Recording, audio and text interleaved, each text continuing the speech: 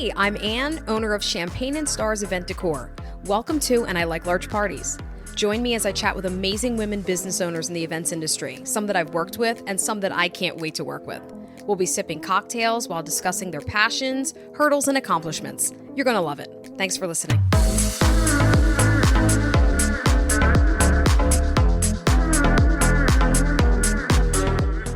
Okay, so I'm so glad that you decided to be on this podcast. Me too. I will admit I'm a little nervous. It's okay. When I was thinking about doing this, and I'm thinking about the folks that I wanted to be on it, I think you were my real first Instagram friend. Mm-hmm. And by the way, I'm talking to Brittany Bensch of Brittany Elena Photography. Hello, nice to be here in my own house. I'm so glad to be here in your house.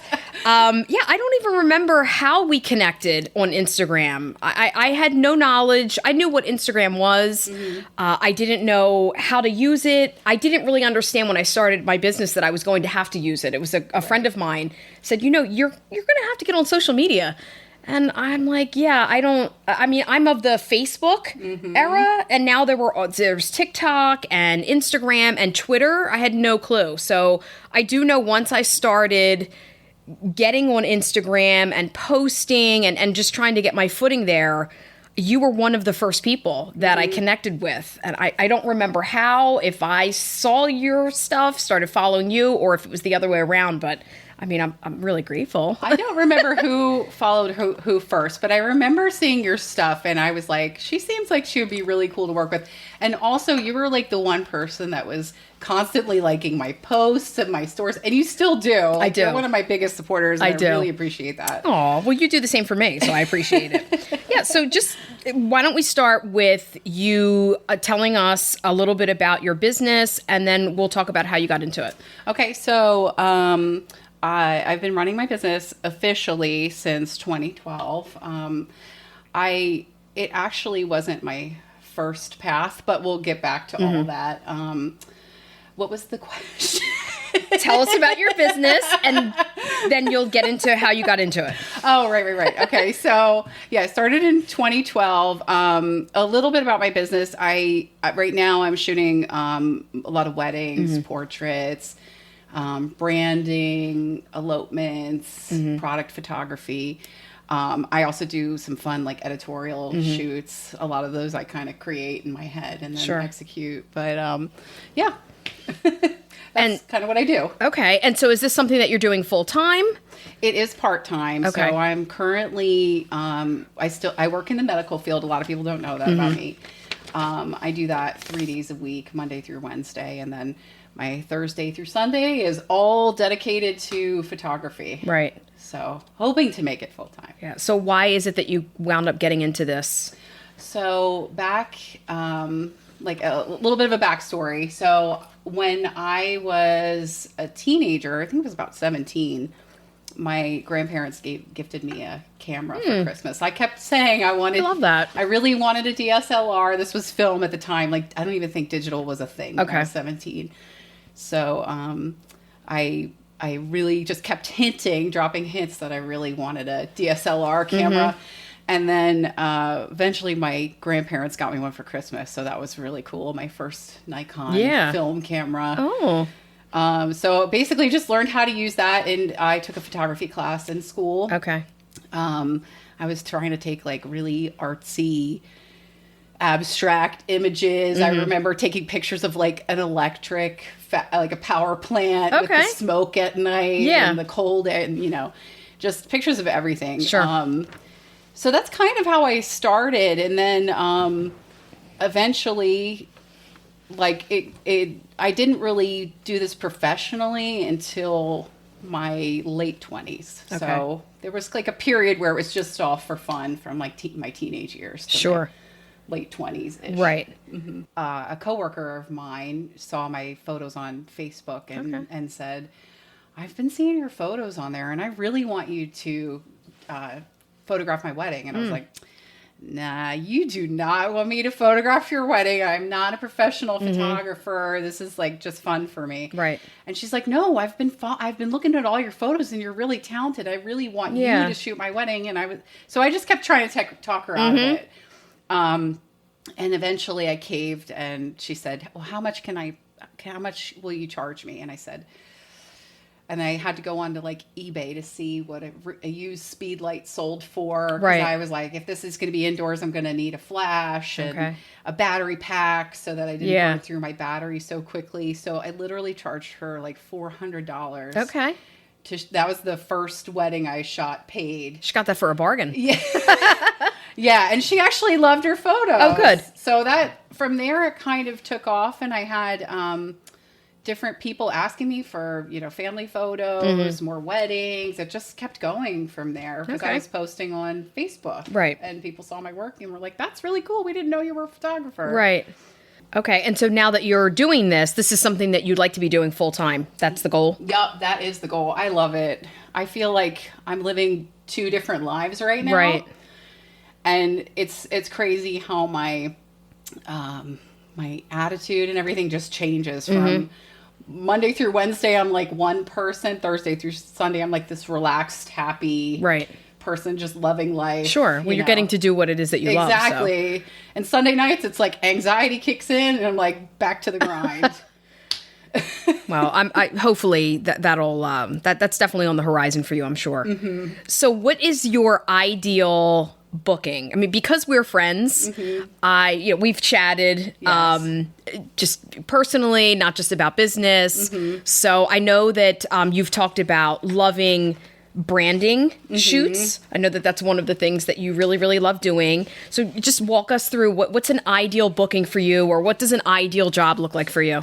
So it didn't used to be like this, but in the last few years, I found that clients have really started to trust me in the creative process. So probably my favorite thing is when a client contacts me and is like, I love your work. We want to do an engagement shoot, for instance, but we have no idea where we want to do it. And I will respond back, well, like, tell me a little bit about you and your fiance. Right. What do you guys like to do for fun? How did you meet? All that stuff. And then I just start coming up with ideas. Like it just keeps coming out of my mouth. And most of the time, everybody, like clients really, really love that. They're like, I didn't even, like I had a really cool couple that contacted me and wanted to do an engagement shoot, but they had no idea where. Sure. So I found out that they met in a bowling alley, and I found out which bowling alley, and I contacted the bowling alley and found out that we could shoot there. They opened up early for us, and they loved the idea. It was fantastic. Like that is the kind of stuff I live for, is just getting to be creative and, all these ideas, these bucket list shoot ideas I have in my head when clients are like, hell yeah, I want to do that. Yeah. That's my favorite. Well, I feel like that really sets you apart probably from other photographers, that you actually took the time to get to know them, did a little bit of research, and went out of your way to try to find a location that would be really special to them. I feel like it's fulfilling for both of us. I mean, they're getting something that's unique and fun, and it doesn't feel like your typical photo shoot. A lot of people forget they're in front of a camera when they're doing something interactive like that. Right. So it's fulfilling for them because it's almost like just a fun day out, and they get to hang out with me. Not like, I'm not tooting my own horn or anything. But toot. But we get to hang out like kind of like friends do. And then I love the end result and getting to meet these people and hang out with them too. So it's kind of like a win-win for everybody. Right. So the equipment that you have to bring with you to complete these jobs, I mean, what is that like? Are you able to manage all of that? Do you have someone that helps you? It really depends. It depends on what the setting is. Like the bowling alley, for instance, I knew I was going to have to use flash. Bowling alleys don't typically let a whole lot of light in. There's not a ton of windows. But there's also an arcade at the bowling alley, so I was still using my flash, but I was relying more on the lights from the machines and stuff. So it like I said, it depends on the location. Right. I try to always bring backup equipment with me just in case, God forbid, something fails. But outdoor locations, I'm typically not using a flash if it's daytime. I might bring a reflector with me, like this one here, just in case. Yeah. But I don't typically have a helper. Surprisingly, I do a lot of work on my own. But every once in a while, I'll recruit my husband. Yeah. No, I know. Same. And he's always happy to support me. I know. We have some great guys. I know for sure. Yeah. So let's talk about your style. One of the things that I love about your photos, they're moody. Some of them, sometimes the color is so vibrant. So what do you think sets you apart in terms of your style from other photographers that are out there offering those services? I feel like, when I first started, there was a lot. I mean, there's always trends, sure, especially with digital cameras. Like it's changed a lot since film was the primary format.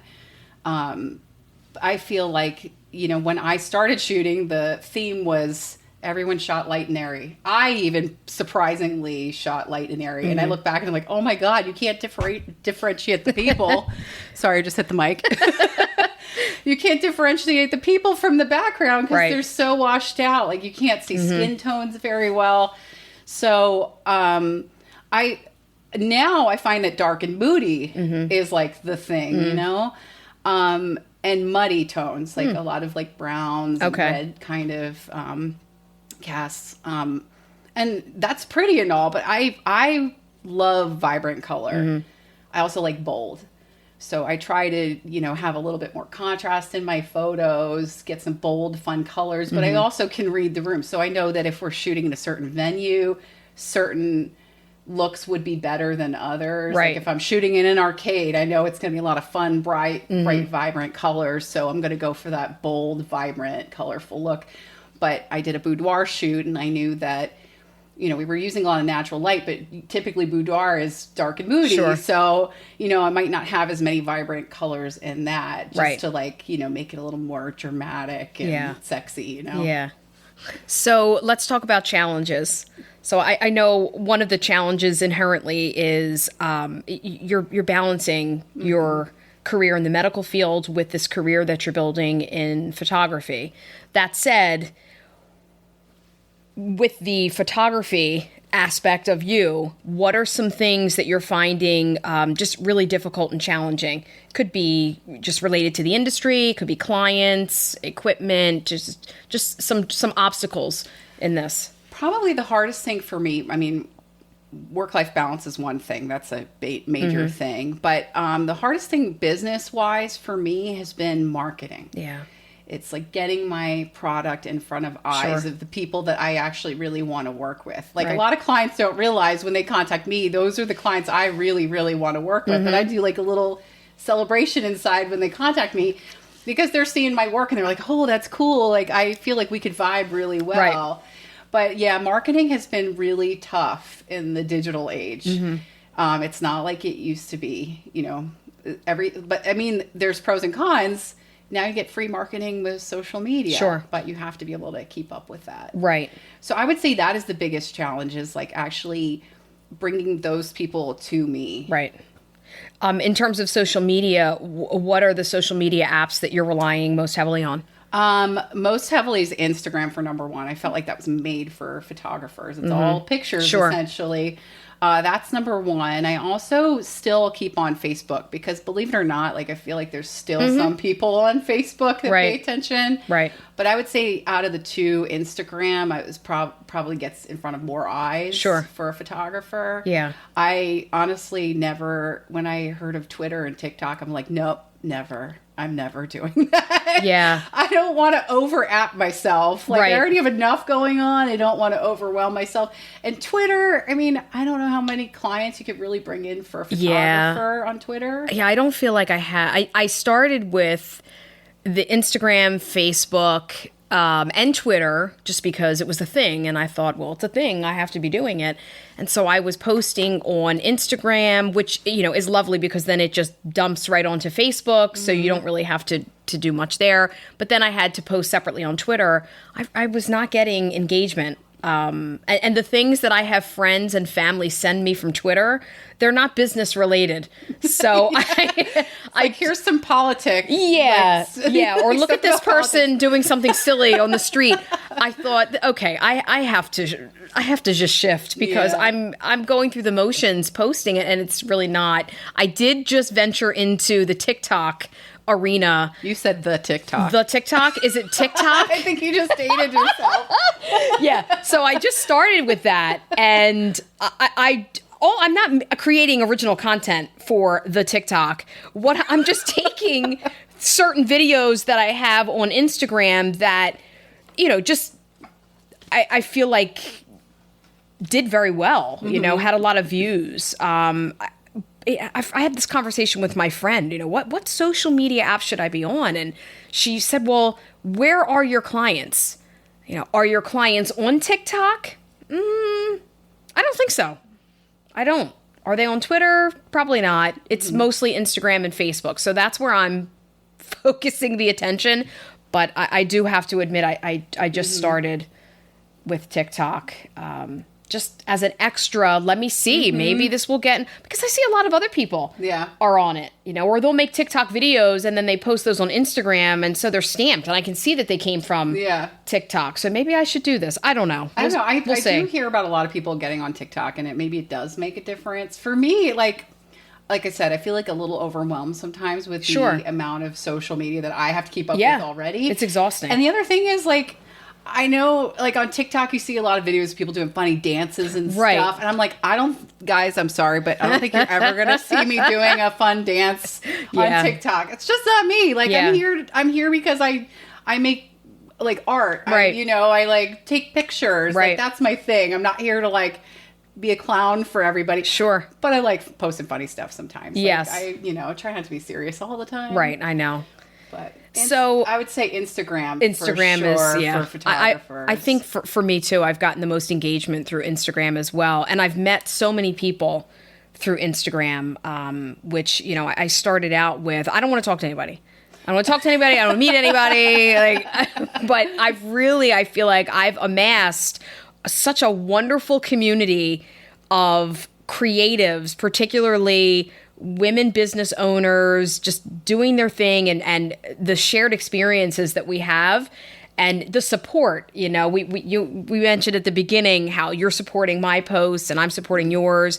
I feel like that was something so unforeseen, and I'm getting most of that on Instagram for sure. Yeah. So again, I'm not in photography and all that, but I have heard people complain about Instagram, how it used to be, I guess, more photo based, and now there's a lot of videos. I don't understand that because I wasn't on Instagram when it was all photos. So when I came into it, Reels, they were already a thing, and I had to, I can't just post photos. I have to do these Reels, I have to make these videos. What's your feeling about that as a photographer? That, for me, is the most frustrating thing about Instagram is that there's trends. Yeah. I mean, like you said, before you were on there, you didn't know that it was all photos. Right. I've been on it. Geez, I don't remember when I actually signed up for it.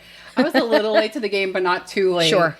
But it was all really just photos and videos. And then I think stories were happening. Okay. And Reels became a thing eventually. Yeah. The Reels I had a hard time with because, again, I just wanted to post my photos for people to see. Right. And now I had to be even more creative. Yeah.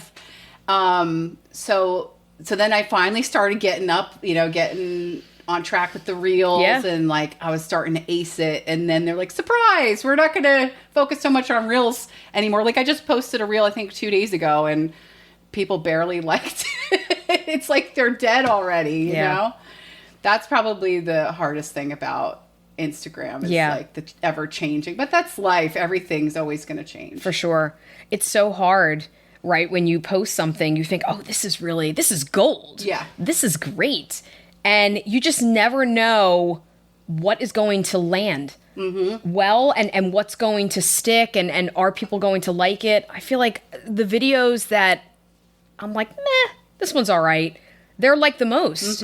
Whereas the one that I put the most time and effort into it, like you said, barely anyone has seen it. That's really hard to navigate, and it's frustrating. It is frustrating. And the other thing is you have to be conscious of the days of the week that you're Sure. posting and the times of day that you're posting. Yeah, that's a thing, right? I am constantly on my cell phone before I post anything. Like, what is the best time on a Tuesday to post? Right. So I think about all that stuff before I do that. But I do have to say, one of the lifesaver functions that I've been implementing recently, and I don't know if you do it, is scheduling. Have not done it. I've heard about it, but I've never done it. For someone like me who just mentally checks out Monday through Wednesday every week because my job is just physically and mentally exhausting, to like on a Sunday have things scheduled for the week is a game changer, because I could be with a patient at 9:00 in the morning on a Tuesday and shit. Can we curse on here?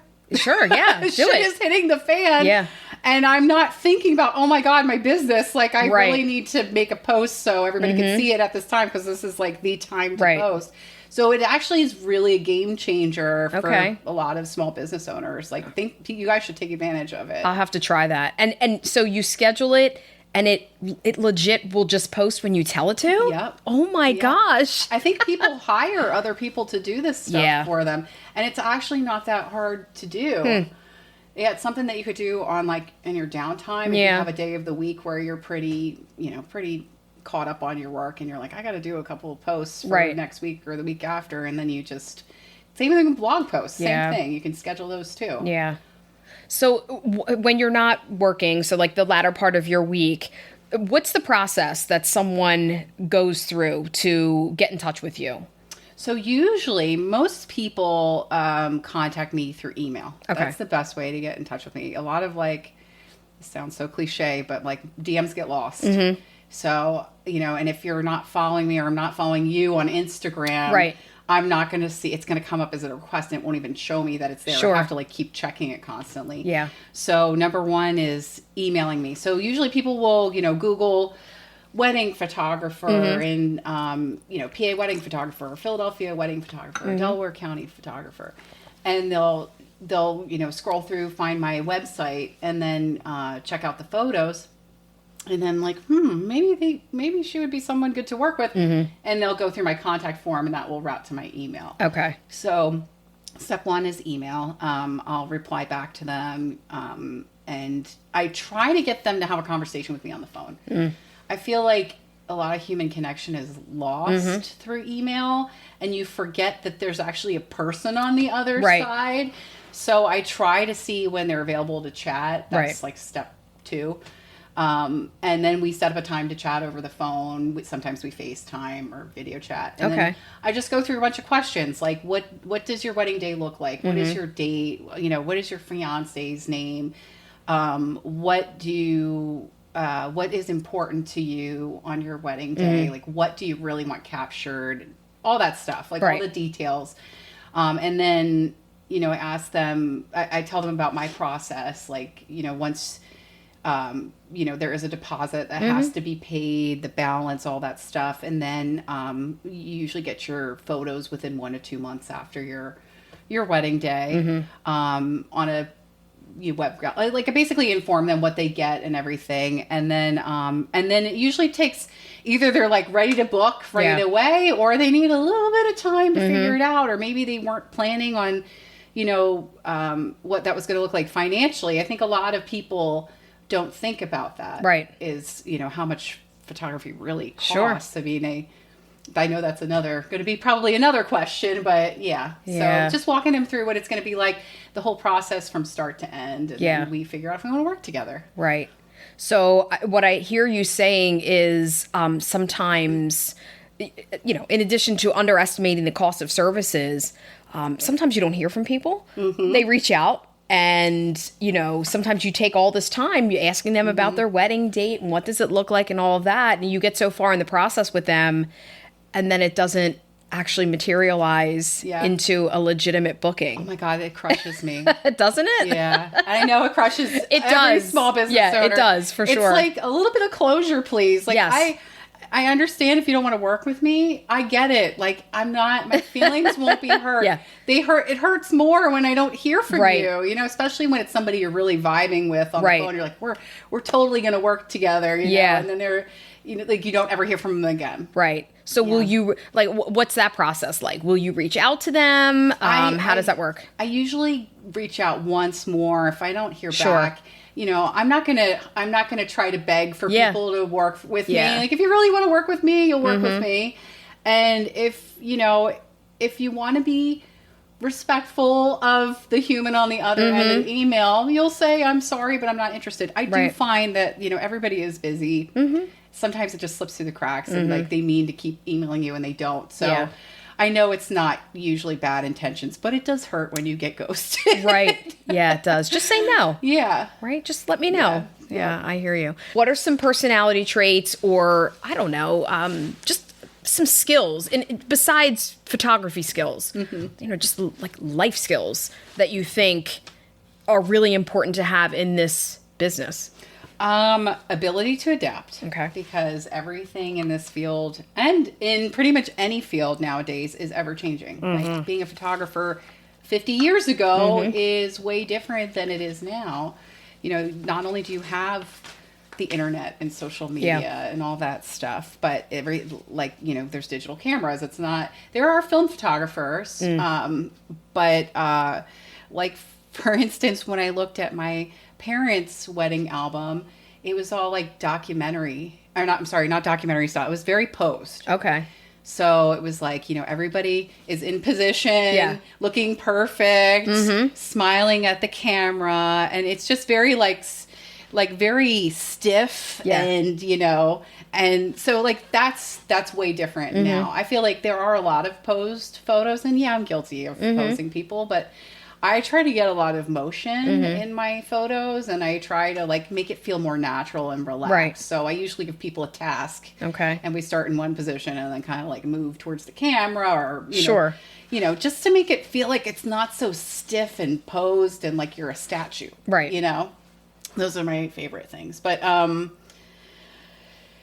the other thing is, okay, let's see. Oh, being humble. I did not prep well for this. I apologize. But anyway, being professional is one. Like, we work with other photographers and vendors. I find that these people are like, I feel like they're easier to work with when they're are kind of humble.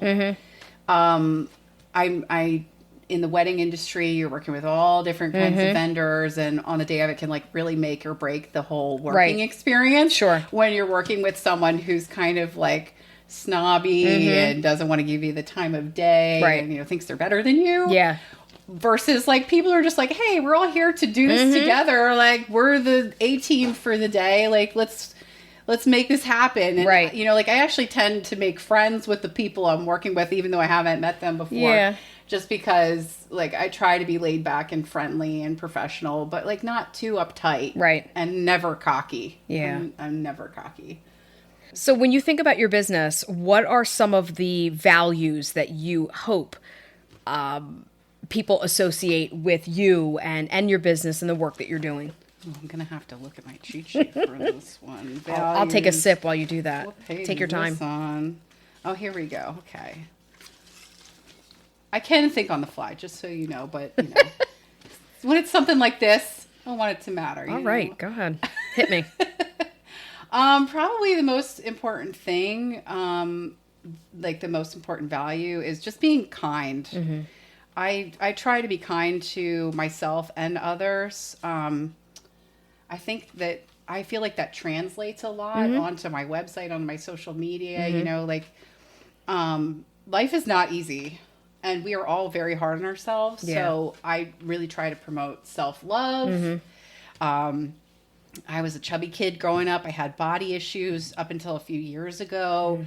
And when I finally accepted my body, I began to see myself as beautiful on the outside as well. And I really enjoy building others up too. Yeah. So I really try to encourage people to step out of their comfort zone. And I find that like when you do a photo shoot and you're doing something that's pretty uncomfortable for you, it's actually like a huge confidence boost. So like I really I've always thought that since I started photography, like what could be my mission that could change the world, And it's to really help people see just how beautiful they really are, I love that.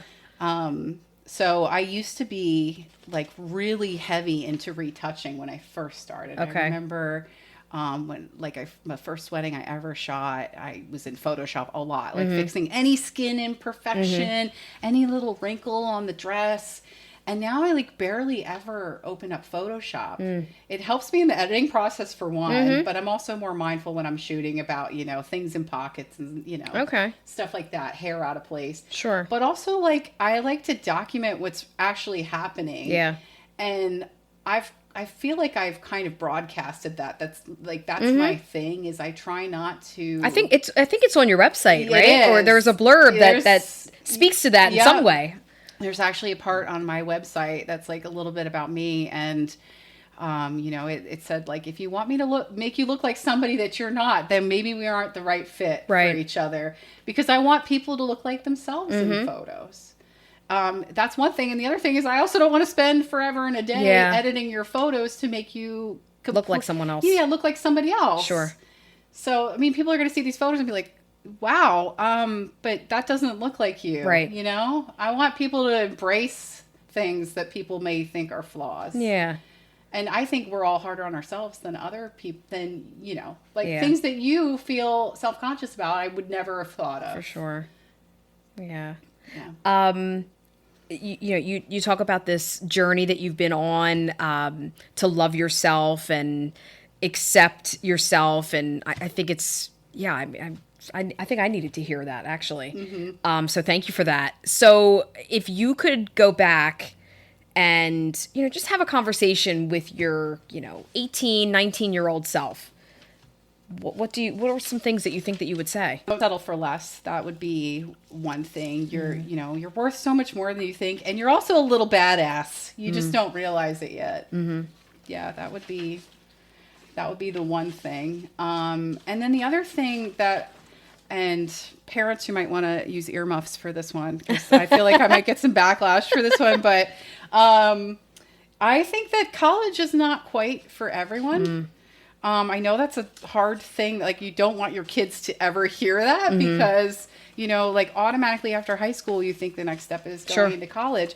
But I think that a lot of people have taken detours that way, like actually distracted them from what they really wanted to do. So, you know, when I graduated high school, I, believe it or not, wanted to be a veterinarian.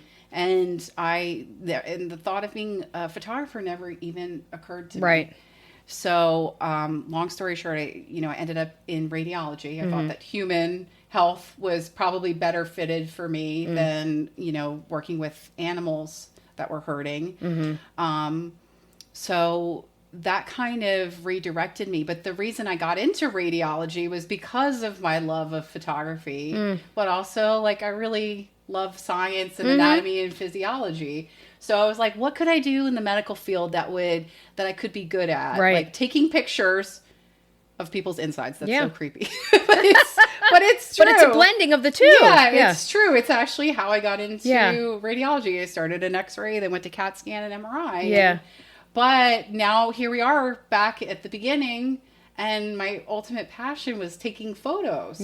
So I feel like all those years stood in between me doing what I probably should have been doing in the first place, but also I like getting into the medical field and meeting other people and then seeing my photos on Facebook and stuff has actually helped me grow my business as well. So it's kind of like, who knows how it would have been if I went the other direction, but I do think that college is not for everyone, and don't feel like you have to go in order to do what you love. Like really, I again, parents, I'm sorry, but sometimes taking a break to figure out what you really want to do is like the way to go, because a lot of, think about kids coming out of high school.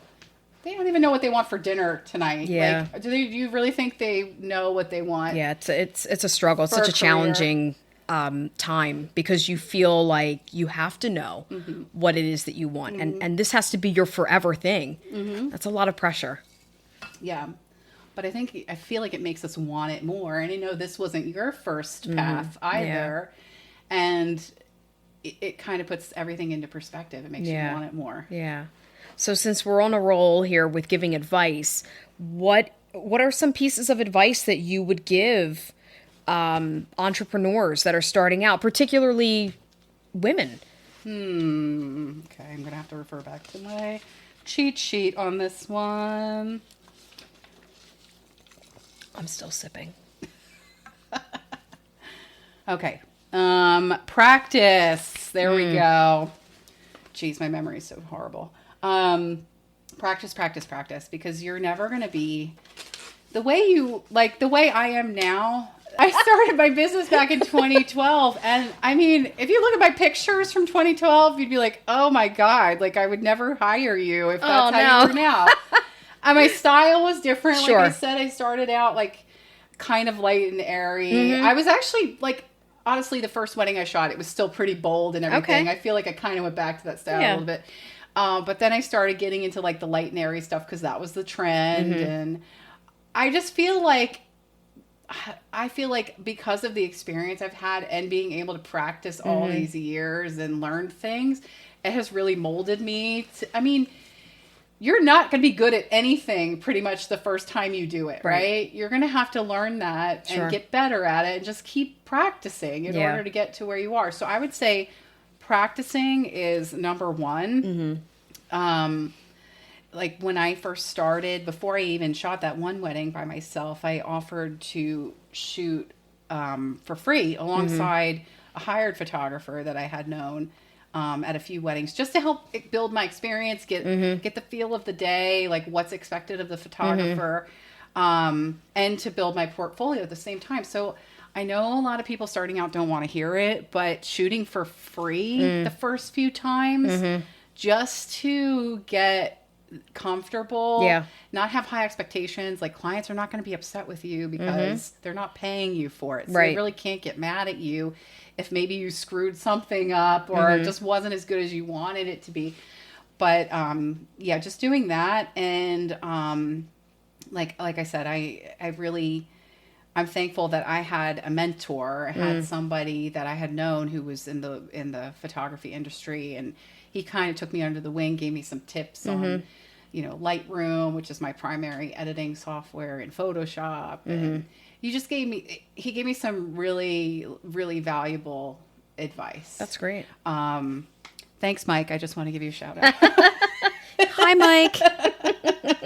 But yeah, he gave me a lot of basic knowledge of professional photography, and I'm so glad that I really pushed myself and kept practicing, because I feel like my photos now, sometimes I look at my photos when I'm editing, I'm like, whoa, I shot that? Yeah. Like, that looks really good. Yeah. So that happens. But then I look back at photos from 5 years ago, I'm like, not so good. So you're going to keep growing and getting better no matter how long you do something. That's the thing. So give yourself a little bit of patience and be gentle with yourself.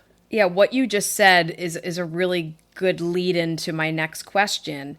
What is the one project that you've done or shoot, to use your terminology, that you are, it's just, you think it's your best work and you're super proud of it? Oh, that's tough.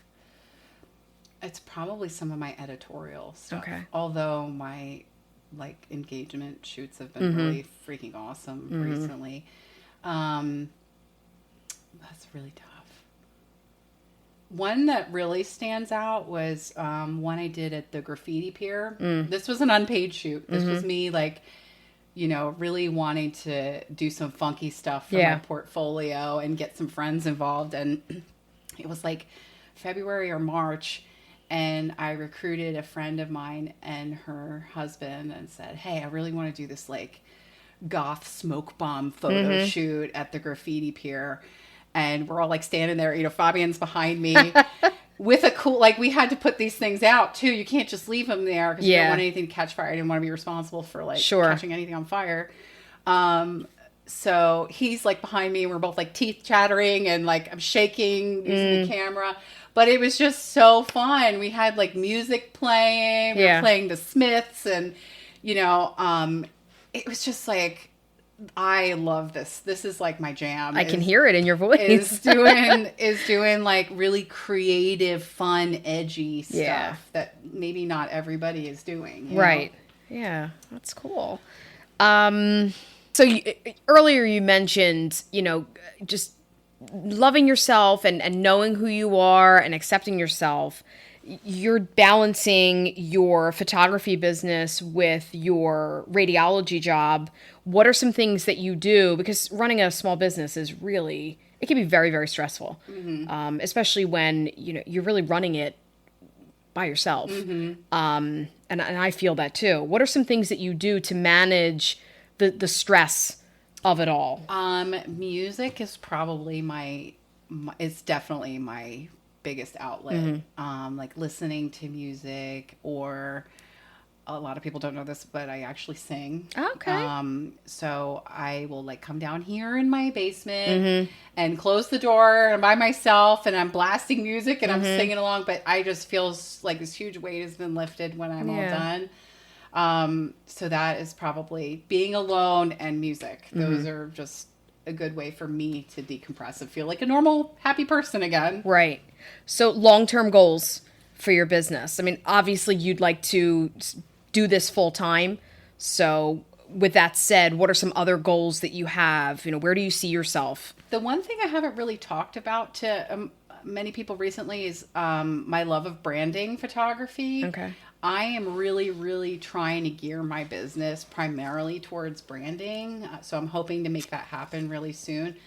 I still love doing weddings. I still love editorial stuff. I'm still open to doing other things.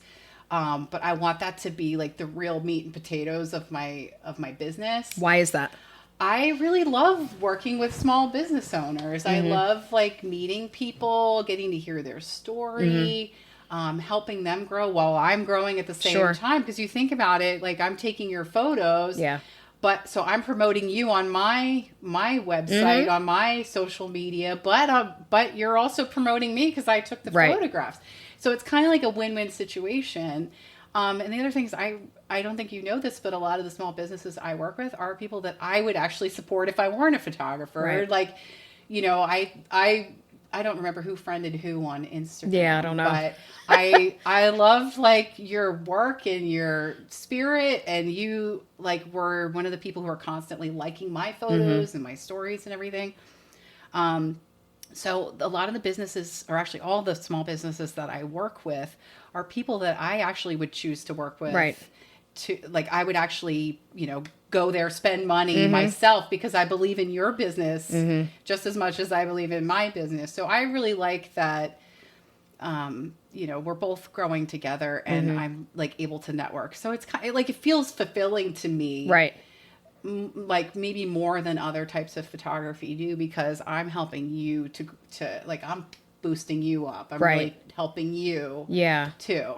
What are some tips that you have for entrepreneurs that might help them run their business more efficiently or more smoothly?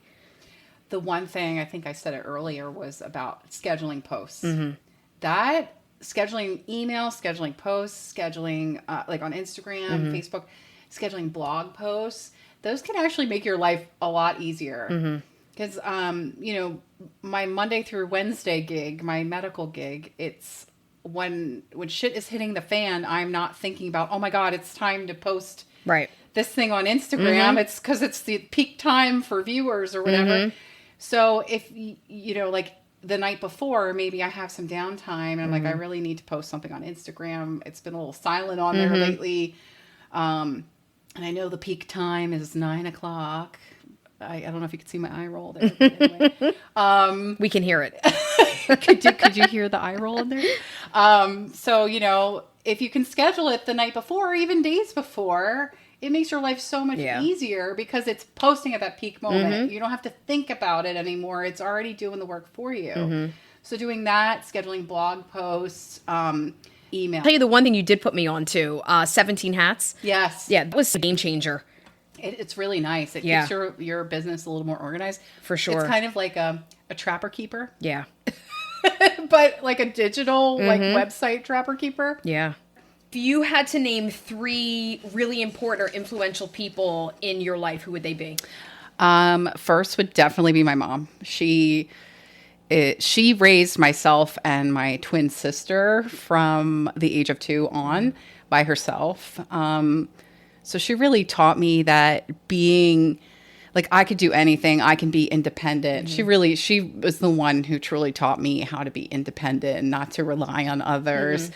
So she's number one. My number two would be my grandfather. He is like one of my favorite people in the world. He just has this like really chill vibe about him, and he's so friendly. He like makes conversations at the grocery store with the cashier and, does, dad jokes and stuff. But he was actually the one who kind of inspired me to get into photography. This camera we have right here was his, and there's actually still masking tape on the side with like the f-stops and what settings you should use your shutter speed for when you're using flash. But he ultimately went to Nikon, and that's kind of why I shoot Nikon. My first camera was a Nikon. I still shoot Nikon to this day. But he was like the documentarian of the family. So he was the one who documented trips and family gatherings. And he had a video camera at our dance recital, my sister and my dance recital. He's just like, I love that man. I love you, Papa, if you're listening. Which you probably are not. Not many people in their 80s are going to be listening to this podcast about women in business, but you never know. You never know. You never know. So he's number two. My third would be Frida Kahlo. She's a badass. Let's be real. She was a feminist, a crazy good artist, like vibrant, bold, daring, different. She just didn't give a flying F about anything. She just did things to make herself happy, and I love that. Yeah, she was a real badass. Yeah, those are really great choices. All right, so if people wanted to get in touch with you, how would they find you? One of the easiest ways to do it is going into Google and just typing in Brittany Elena Photography. That's BRITTANY space ELENA photography. I hope you know how to spell that.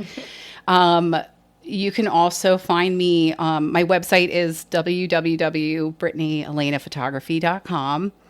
But probably one of the easiest ways is just going on to Instagram and typing in the handle at Brittany, BRITTANYELENA photo. And that will show my Instagram account. Probably that's where I post the most.